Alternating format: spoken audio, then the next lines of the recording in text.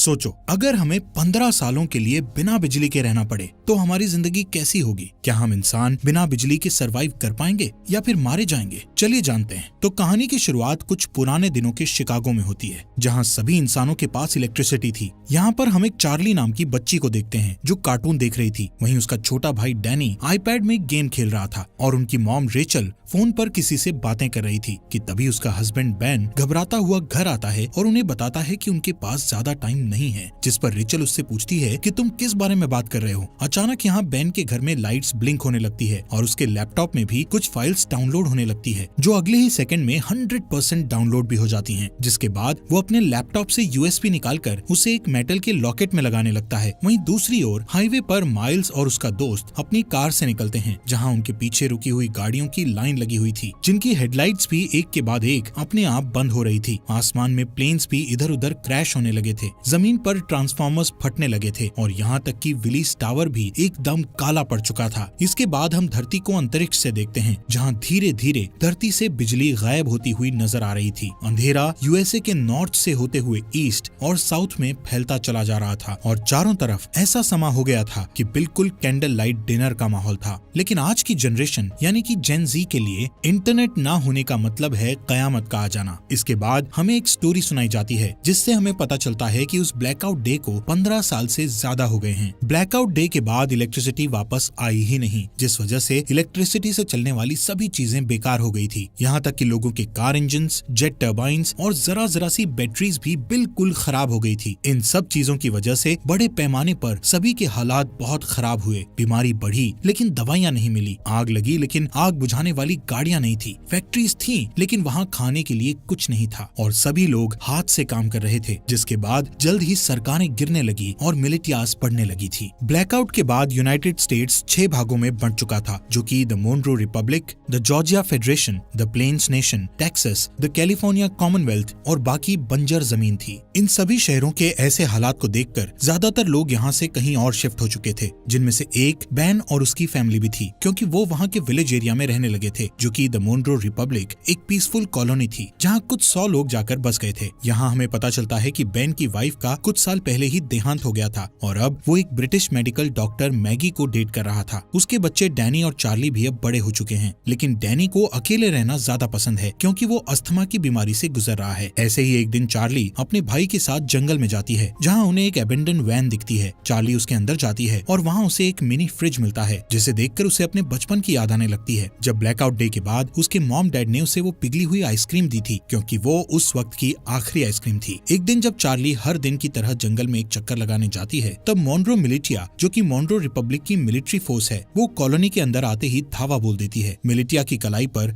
एक टैटू गुदा हुआ था, जो कि मोनरो रिपब्लिक के मेंबर्स का सिंबल था, जिससे उन्हें पहचाना जा सकता था। अब क्योंकि ये मोनरो रिपब्लिक के सेटलमेंट का समय है, इसलिए वहाँ रहने वाले सभी लोगों को टैक्स के रूप में अपनी फसलें देना उनकी जिम्मेदारी है। हालांकि बेन जानता है कि ये टैक्स से कहीं ज्यादा है। बेन को लगता है कि उनके साथ कुछ बुरा होने वाला है, इसलिए वो अपने सबसे अच्छे दोस्त आरोन के पास जाता है और उसे वो लॉकेट दे देता है, जिसमें बेन ने मूवी के शुरू में वो यूएसबी लगाया था। बेन आरोन से कहता है कि चाहे कुछ भी हो जाए, तुम्हें इस लॉकेट को कुछ नहीं होने देना। तभी उस मिलिटिया ग्रुप का कैप्टन मेजर टॉम नेवेल वहाँ आ जाता है और बेन को अपने साथ चलने के लिए कहता है। वो उससे उसके भाई माइल्स के बारे में पूछता है, जिस पर बेन कहता है कि वो माइल्स से पिछले 15 सालों से नहीं मिला है। वहाँ मौजूद सभी लोग डर के मारे देखते हैं कि मिलिटिया ग्रुप अपने कदम वापस लेने लगता है कि अचानक वहाँ डैनी आकर उनकी ओर क्रॉसबो पॉइंट करता हुआ अपने डैड को ना ले जाने की धमकी देता है। बेन उसे शांत करने की कोशिश करता है, लेकिन इससे कोई फायदा नहीं होता और गलती से डैनी उन पर गोली चला देता है, जिससे वहाँ मौजूद एक दुश्मन मारा जाता है। ये देखकर एकदम से सभी लोग मिलिटिया पर हमला करना शुरू कर देते हैं,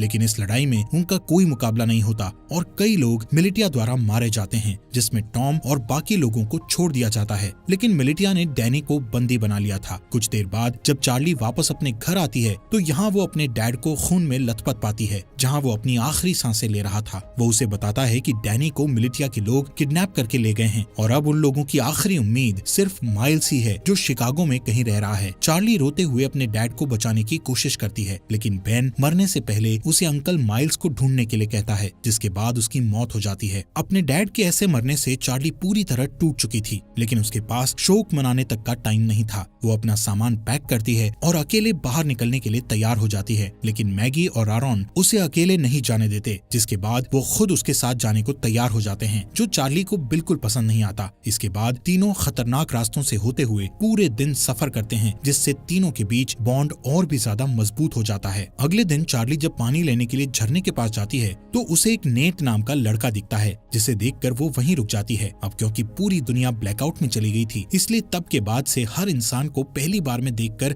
खतरा ही समझा जाने लगा था। यहाँ तक कि चार्ली जैसी लड़की के लिए बहुत सी चीजें दिमाग में होती हैं, लेकिन खुशकिस्मती से नेट सिर्फ उससे उसका नाम पूछता है और उसे जाने देता है। उस रात चार्ली और उसके दोस्तों को एक टूटा फूटा प्लेन मिलता है, जिसमें वो रात गुजारने की सोचते हैं, लेकिन बदकिस्मती से ये स्कैवेंजर्स ग्रुप का ठिकाना था, जहाँ उन लोगों को देखकर कुछ चोर यहाँ आते हैं और चाकू की नोक पर उनमें से एक चार्ली को उनसे दूर ले जाता है। मैगी को यहाँ कुछ खतरा महसूस होता है कि तभी वो अपने तेज दिमाग का इस्तेमाल करके उन चोरों को विस्की पिला देती है, जिसके ठीक बाद वो लोग उल्टी करते हैं और मर जाते हैं। वहीं दूसरी ओर आखिरी चोर चार्ली को मारने की कोशिश करता है कि तभी अचानक वहाँ नेट आ जाता है और उसे बचा लेता है। अगली सुबह नेट उन तीनों के साथ जाता है, क्योंकि यहाँ पता चलता है कि वो भी उनके साथ शिकागो जा रहा है। मैगी उसे अपनी टीम में देखकर कंफ्यूज हो जाती है, क्योंकि नेट उसके लिए बिल्कुल अनजान था। इसलिए वो चार्ली को वार्निंग देती है कि उसे ऐसे ही किसी पर भरोसा नहीं करना चाहिए, लेकिन कुछ देर बाद उसे याद आता है कि हर कोई बुरा नहीं है, इसलिए अब उसे नेट से कोई परेशानी नहीं थी। अगले सीन में जब मेजर टॉम और उसकी आर्मी आराम कर रही थी तो डैनी इस बात का फायदा उठाकर वहाँ से भागने की कोशिश करता है और हथकड़ियों का ताला खोलकर भाग जाता है, लेकिन कुछ दूर और भागने के बाद उसे अस्थमा का दौरा पड़ता है और वो वहीं एक घर के पास गिरकर बेहोश हो जाता है। कुछ घंटों बाद जब उसकी आंख खुलती है तो वो अपने सामने एक लड़की को उस पर बंदूक ताने देखता है। वो लड़की अपना नाम ग्रेस बताते हुए उससे पूछती है कि वो कहाँ से आया है, जिस पर डैनी बताता है कि कुछ लोगों ने उसे किडनैप कर लिया था, जिनसे बचता हुआ वो यहाँ आया है। ये सुनकर वो लड़की बंदूक नीचे करती है, जिसके बाद वो उसे अस्थमा पंप देती है और बताती है कि ये उसके मरे हुए बेटे का है। इसके बाद हम उन चारों के ग्रुप को देखते हैं जो फाइनली शिकागो पहुंचते हैं, जो कि मोनरो रिपब्लिक में ही है। यहाँ देखने लायक बात है कि रिगली फील्ड पूरी तरह से आईवी प्लांट से कवर्ड है, सड़कें मछुआरों से भरी हुई है और फोक्सवैगन बीटल जैसी गाड़ियों को घोड़े की बग्गी में बदल दिया गया है। बेन की बताई जानकारी के बाद वो सभी एक होटल में पहुंचते हैं। बारटेंडर से माइल्स के बारे में पूछते हैं। पहले तो वो बारटेंडर माइल्स नाम के किसी इंसान को जानने से मना कर देता है, लेकिन जब चार्ली उसे अपने डैड बेन के बारे में बताती है कि हाल ही में उनकी डेथ हुई है, तो वो बताता है कि वो खुद ही माइल्स है, लेकिन वो उन सभी से अपनी पहचान को छुपाए रखने के लिए बोलता है। कुछ देर बाद माइल्स अपनी भतीजी को अंदर ले जाता है और उससे प्राइवेटली बात करता है, जहाँ चार्ली बताती है कि कैसे मिलिटिया ने उसके डैड को बेरहमी से मार डाला और डैनी को किडनैप करके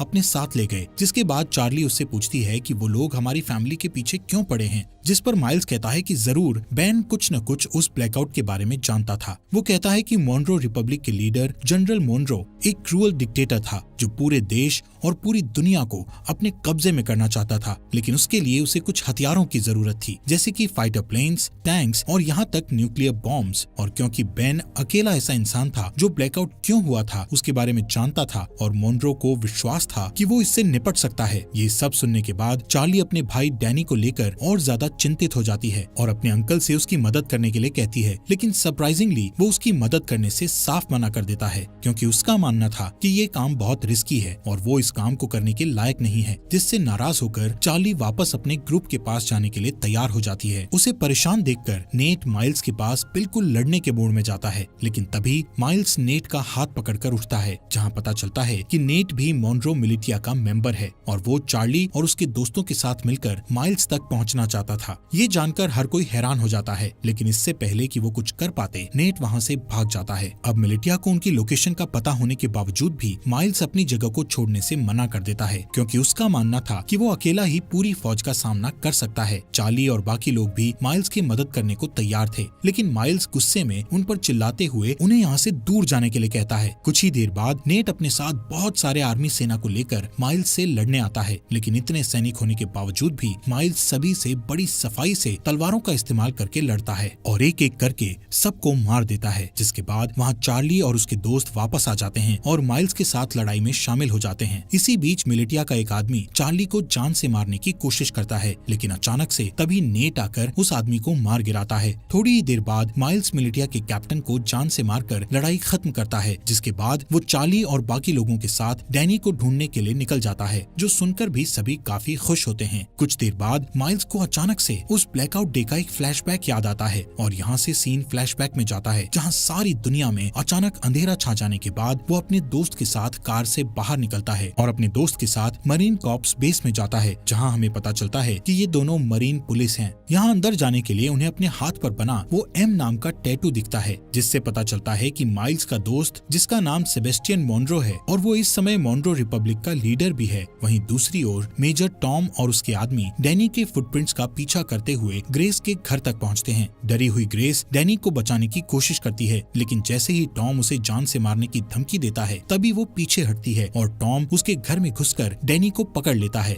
उनके जाने के बाद ग्रेस चुपके से बेसमेंट में जाती है और एक लॉकेट निकालती है जो बिल्कुल आरॉन के लॉकेट जैसा था। जैसे ही वो उसे दबाती है तो अचानक से कमरे में बल्ब चालू हो जाता है। इसके बाद ग्रेस उस लॉकेट को कंप्यूटर में लगाती है और किसी से चैट करना शुरू कर देती है। दूसरी तरफ जो ग्रेस से चैट कर रहा था वो बहुत खुश था कि मिलिटिया को उनके छुपे हुए राज के बारे में नहीं पता चला। यहाँ प्रेजेंट में माइल्स ग्रुप को अपने साथ ही रखता है, जो कि अपनी एक पुरानी साथी को ढूंढ रहा है जिसका नाम नोरा है, जो एक्सप्लोजिव्स बनाने में माहिर है। माइल्स चार्ली को बताता है कि अगर उन्हें डैनी को बचाना है तो उन्हें नोरा जैसे तेज फाइटर की जरूरत पड़ेगी। यहाँ टैवर्न में अचानक उनके ऊपर कुछ दुश्मन हमला कर देते हैं, लेकिन इस बार भी माइल्स सबको हरा देता है। तभी वो एक आदमी को पकड़ता है और उसका गला घोटते हुए नोरा की लोकेशन पूछता है। यहाँ हमें पता चलता है कि नोरा को भी मिलिटिया ने पकड़ रखा है और इस समय वो मिलिटिया में एक नौकर बनकर रह रही है। उस रात माइल्स अकेले ही बाहर जाने का फैसला करता है, ये कहते हुए कि वहाँ जाना खतरे से खाली नहीं है। जिसके बाद वो रेडी होकर बाकी ग्रुप के लोगों को लॉवेल इंडियाना में अगले 2 वीक बाद मिलने के लिए कहता है। हालांकि अगली सुबह जब मैगी और आरॉन जागते हैं तो उन्हें पता चलता है कि जिद्दी चार्ली भी माइल्स के साथ निकल गई है, जो चीज उन्हें बिल्कुल अच्छी नहीं लगती। अब उनके पास कोई चारा नहीं बचा था, इसलिए आरॉन मैगी को लॉकेट देता है जो कि बेन ने उसे दिया था। वो ये भी बताता है कि बेन ने उन्हें ग्रैंड पार्क में एक लेडी से मिलने के लिए भी कहा था, जो और कोई नहीं बल्कि ग्रेस ही है। हालांकि दोनों अभी भी चार्ली को लेकर चिंतित हैं, लेकिन उन्हें लगता है कि वो ठीक हो जाएगी और इसके बदले वो ग्रेस को ढूंढने के लिए ग्रैंड पार्क जाने लगते हैं। ये दोनों ग्रेस को ढूंढने निकल जाते हैं, जहाँ इन्हें लगता है कि ग्रेस ही वो की हो सकती है जिससे अर्थ पर इलेक्ट्रिसिटी को वापस लाया जा सकता है। वहीं दूसरी ओर जब मेजर टॉम अपनी सेना को लीड करते हुए अपने अड्डे की ओर जा रहे थे कि तभी अचानक एक गोली चलने की आवाज सुनाई देती है, जो सुनते ही वो लोग अपना रास्ता बदलकर उस गन शॉट की आवाज का पीछा करते हैं, जिसका पीछा करते करते वो लोग एक छोटे से घर तक पहुंचते हैं, जहां इन्हें पता चलता है कि इस मॉन्रो रिपब्लिक में आम इंसान अपने पर्सनल बंदूकें और गोला बारूद नहीं रख सकते। इसी वजह से सभी लोग क्रॉसबोज और दूसरे हथियारों का इस्तेमाल करते हैं। इसी के चलते मेजर टॉम उस घर के मालिक को धमकी देता है कि वो अपने घर के सभी हथियारों को उन्हें दे दे। उस आदमी को लगता है कि वो हथियार देने के बाद भी मारा जाएगा, इसलिए वो अपने घर से एक बंदूक निकालकर बाहर खड़े एक आदमी को गोली मार देता है कि तभी मेजर टॉम उस आदमी को गोली मारकर उड़ा देता है। इन सब चीजों के बाद हम वहीं डरे हुए डैनी को देखते हैं। अगले सीन में मिलिटिया के अड्डे पर हमें फॉर्मली जनरल मॉन्रो से मिलवाया जाता है, जिसका हाथ इन सभी बुरी चीजों में है। मॉन्रो वहाँ मौजूद एक आदमी से अपने हथियारों के बारे में पूछता है, लेकिन जब वो डरा हुआ आदमी उसका कोई जवाब नहीं देता तो वो उसे बेरहमी से जान से मार देता है। जिसके बाद वो दूसरे रूम में अपने एक दूसरे वर्कर के पास जाता है, जहाँ हमें पता चलता है कि ये बेन की वाइफ रेचल है, जिसे हम मरा हुआ मानते हैं। यहाँ मॉन्रो रेचल को बताता है कि बेन मर चुका है और ये सुनकर रेचल बहुत परेशान हो जाती है। इस दौरान चार्ली पूरे दिन जंगल में घूमती हुई आखिर में अपने अंकल को ढूंढती है, जहाँ माइल्स उससे गुस्सा था क्योंकि उसने उसकी बात नहीं सुनी थी। लेकिन जब चार्ली बताती है कि उसके भाई को अस्थमा का दौरा पड़ता है तो वो शांत हो जाता है। कुछ देर बाद उन्हें ढेर सारे मजदूर दिखते हैं जो हाथों से हेलीकॉप्टर को खींचकर ले जा रहे थे। यहाँ पता चलता है कि जनरल मॉन्रो को विश्वास है कि एक दिन इलेक्ट्रिसिटी जरूर आएगी और उस दिन के लिए वो खुद को तैयार करना अभी से शुरू कर देता है। इन सभी मजदूरों में माइल्स नोरा को भी देखता है और चार्ली से कहता है कि उसे इतने सारे लोगों में से बचाना मुश्किल होगा क्योंकि यहाँ कई सारे गार्ड्स के पास स्नाइपर राइफल भी हैं। लेकिन माइल्स अपने दोस्त को हर हालत में बचाना चाहता है। वो नोरा को बचाने का प्लान बनाते हुए रात होने का इंतजार करता है और जैसे ही रात होती है तो सबसे पहले चार्ली डिस्ट्रैक्शन पैदा करती है और वहाँ मौजूद गार्ड्स को भगा देती है। फिर वो वहाँ गार्ड्स के पीछे छुप जाता है और आखिर में नोरा को बचाकर अपने साथ ले जाता है। लेकिन इस बात से नोरा नाराज हो जाती है क्योंकि वो खुद जानबूझकर कैदी बनी हुई थी क्योंकि उसे उनकी राइफल चुरानी थी। उन स्नाइपर्स के पास ऐसे हथियार हैं जो आमतौर पर मिलना मुश्किल हैं। कुछ देर बाद माइल्स नोरा से कहता है कि उसे अपनी भतीजी को बचाने के लिए उसकी मदद चाहिए, जिसके लिए वो तुरंत मान जाती है, लेकिन इसके बदले वो उससे स्नाइपर से राइफल चुराने में मदद मांगती है। माइल्स को ये मुश्किल लगता है, लेकिन इस समय उसके पास नोरा की बात मानने के अलावा कोई चारा नहीं था। थोड़ी देर बाद वो तीनों पास की एक झोपड़ी में जाते हैं, जहाँ वो तीनों डैनी को बचाने की प्लानिंग करते हैं। बारूद का यूज करके नोरा एक टेम्पररी हथियार बनाती है, जिसका इस्तेमाल वो उन स्नाइपर्स वाले गार्ड को मारने के लिए करेंगे। लेकिन एक दिक्कत ये है कि इस हथियार का असर सिर्फ कुछ मीटर्स तक ही रहेगा, जिसका मतलब हुआ कि उनमें से किसी एक को गार्ड के पास जाकर उन्हें गोली मारनी होगी। वो लोग प्लान करते हैं कि माइल्स और नोरा आसानी से उनकी पकड़ में आ जाएंगे, लेकिन चार्ली उनका आखिरी ऑप्शन होगा। यहाँ से जाने से पहले माइल्स उनसे कहता है कि जैसे ही वो सभी गार्ड्स मर जाएंगे तो वो सभी पहरेदारों को निकाल लेंगे। कुछ ही देर बाद चार्ली अपने हथियार को स्लीव्स के अंदर छुपाती है और एक खोया हुआ इंसान होने का नाटक करती हुई पहरेदारों के पास जाती है, जिसके बाद वो तुरंत हथियार लेकर गार्ड्स के पास जाती है और तुरंत उन्हें मार देती है। इससे पहले कि बाकी गार्ड्स कुछ कर पाते, वहाँ नोरा और माइल्स आकर उन पर हमला कर देते हैं। इस लड़ाई के बाद जब वो लोग सभी मजदूरों को आजाद कर रहे थे तो नोरा ये रिवील करती है कि उसने अपने रेबल के लिए स्नाइपर चोरी की थी। वहाँ ग्रैंड पार्क में जब ग्रेस अपने कंप्यूटर पर टाइप कर रही होती है, तभी कोई आदमी उसके घर में घुसकर उसके सामने आता है। उस आदमी के पास भी सेम वही लॉकेट था जो उसकी टेजर स्टिक एनर्जी छोड़ रहा था। दूसरी ओर माइल्स नोरा को रेबल का साथ छोड़ने के लिए मनाने की पूरी कोशिश करता है, लेकिन वो मना कर देती है। यहाँ हमें पता चलता है कि पहले ये दोनों कपल थे, लेकिन ब्लैकआउट के बाद उन्हें ब्रेकअप करना पड़ा। ऐसे ही कुछ देर बाद वो दोनों रेबल के ठिकाने पर पहुँच जाते हैं, जहाँ उन्हें एक पादरी मिलता है। पादरी खुश था कि नोरा स्नाइपर गन लेकर आई है, लेकिन बुरी खबर ये थी कि उनकी सेना पर अभी भी लगातार हमला किया जा रहा है। जब ग्रुप ठिकाने पर पहुंचता है तो उन्हें अंदर कुछ घायल आदमी बैठे मिलते हैं। पादरी यहाँ ये भी बताता है कि इन सभी आदमियों में से एक आदमी गायब है, जो सुनकर माइल्स तुरंत सभी को ये जगह छोड़ने के लिए कहता है, क्योंकि उसका मानना है कि मिलिटिया उसके आदमियों से पूछताछ कर रही है और इस जगह से भागने का यही सही समय है। नोरा इस बात के लिए मान जाती है, लेकिन उससे 30 मिनट मांगती है, क्योंकि वो घायल आदमियों को ठीक करना चाहती थी। बदकिस्मती से उसका ये डिसीजन गलत साबित होता है, क्योंकि कुछ ही मिनटों के बाद कैप्टन एडम मिलिटिया के साथ दिखाई देता है। उन्हें कुछ देर रोकने के लिए माइल्स अपने बेस्ट शूटर को स्नाइपर के साथ ऊपर भेजता है और उसका ये प्लान काम करता है, क्योंकि ऊपर भेजा गया वो स्नाइपर मिलिटिया के कई लोगों को घायल कर देता है, जिससे उन्हें पीछे हटने पर मजबूर होना पड़ता है। इस लड़ाई के चलते रात हो जाती है। यहाँ बेसमेंट के अंदर माइल्स और बाकी लोग दीवार के सहारे एक सुरंग बनाने की कोशिश करते हैं ताकि एक तरफ से दूसरी तरफ जा सकें, लेकिन उनका ये प्लान पूरी तरह से फेल हो जाता है, क्योंकि दीवार में सुरंग खोदते समय दीवार गिरने लगती है और माइल्स उस गड्ढे में गिर जाता है, जिससे उनकी पूरी मेहनत खराब हो जाती है। ठीक इसके बाद छत पर बैठे स्नाइपर की मौत हो जाती है, जिसके बाद कैप्टन एडम और उसके लोग बेसमेंट में घुस जाते हैं। लेकिन माइल्स, जो बहुत बढ़िया तलवारबाज है, वो कुछ आदमियों को नीचे गिराता है और एडम को बंदी बना लेता है। फिर वो उसे दूसरे रूम में बंद कर देता है और यहाँ से भागने के तरीके सोचने लगता है। यहाँ हैरानी की बात ये होती है कि एडम माइल्स को पहचान लेता है, जिससे कमरे में मौजूद सभी लोग हैरान रह जाते हैं। ये देखकर चार्ली उनसे पूछती है, तुम एक दूसरे को कैसे जानते हो? यहाँ कहानी एक अलग मोड़ लेती है, जहाँ एडम ये रिवील करता है कि पहले माइल्स जनरल मुनरो का राइट हैंड था। यहाँ तक कि माइल्स वो इंसान है जिसने मिलिटिया को लड़ना सिखाकर इतना खतरनाक बनाया है। लेकिन इतना रिवील होने के बावजूद भी माइल्स उन्हें मारने पर अपना फोकस रखता है। माइल्स उनके सामने एक डील रखता है, जिसमें वो खुद को मुनरो मिलिटिया के सामने सरेंडर करेगा, लेकिन उसके बदले में उसके ग्रुप के किसी भी इंसान को कोई नुकसान नहीं पहुँचाया जाएगा। किसी वजह से एडम ये डील एक्सेप्ट कर लेता है। हो सकता है उसे अपनी जान की परवाह हो इसलिए। खैर, इसके बाद जल्द ही माइल्स को मुनरो मिलिटिया ले जाया जाता है। यहाँ से सीन फ्लैशबैक में जाता है, जहाँ हम ब्लैकआउट के 2 वीक बाद का सीन देखते हैं, जब माइल्स अपने भाई को ढूंढने के लिए शिकागो आया था और उसका सबसे अच्छा दोस्त मुनरो भी उसके साथ था। वहीं रास्ते में उन्हें 2 आदमी मिलते हैं, जिनमें से एक आदमी दूसरे को बहुत बुरी तरह पीट रहा था। एक अच्छा इंसान होने के नाते माइल्स उनके पास जाता है और अपनी बंदूक निकालकर उनमें से एक को गोली मार देता है। इसके बाद दोनों दोस्त उस बचे हुए चोटिल इंसान की मदद करते हैं,